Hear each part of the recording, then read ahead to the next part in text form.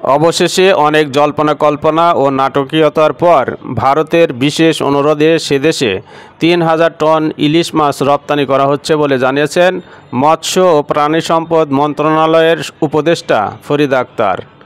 তিনি বলেন, ভারতের দুর্গাপূজা উপলক্ষে বিশেষ অনুরোধ ছিল, আর সেই অনুযায়ী বাণিজ্য মন্ত্রণালয় স্বাধীনভাবে ইলিশ মাছ রপ্তানির অনুমোদন দিয়েছেন। সচিবালয়ে মৎস্য ও প্রাণী সম্পদ মন্ত্রণালয়ে এক সভায় সাংবাদিকদের প্রশ্নের জবাবে একথা বলেন উপদেষ্টা ফরিদ আক্তার।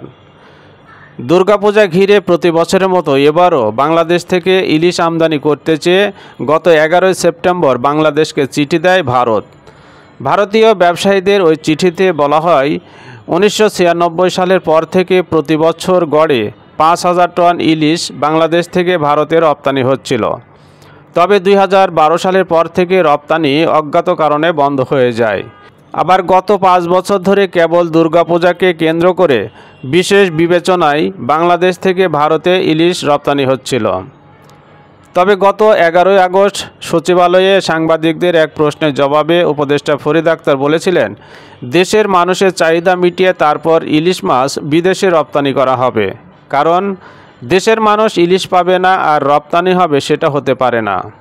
তবে যাই হোক, দুর্গাপূজা উপলক্ষে বাংলাদেশ ভারতের কাছে ইলিশ মাছ রপ্তানির যে সিদ্ধান্ত নিয়েছে, তাতে দুই দেশের জনগণের মধ্যে সম্পর্ক আরও দৃঢ় হবে বলে মনে করেন উভয় দেশের সাধারণ মানুষ।